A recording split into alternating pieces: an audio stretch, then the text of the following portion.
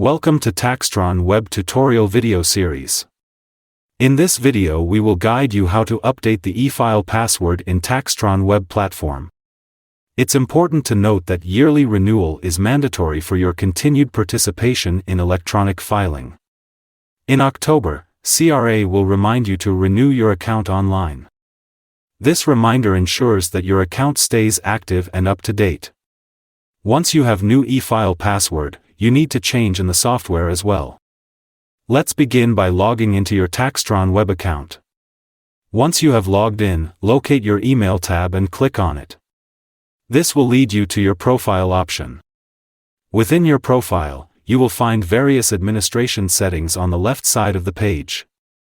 Look for the Locations tab and click on it. This will open a new page with different location options. In the Locations section, if you have multiple locations, choose the relevant one.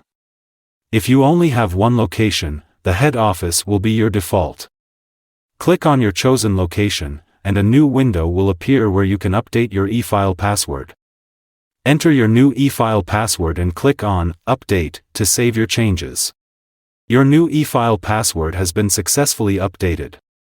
Thank you for watching.